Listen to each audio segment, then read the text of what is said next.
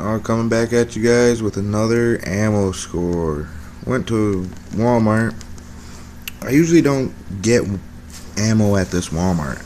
This Walmart never has it in stock. Well, today we went there just to stroll around with the baby and my son, and I went back and looked at the ammo, and they had some stingers. So I picked up a few boxes. Two 1916 at 1020, two 1916 at 1015, and two 1916 1016. So there's my three receipts, $6.47 a piece for three boxes. It was $20.57 out the door. But that's the ammo score for today.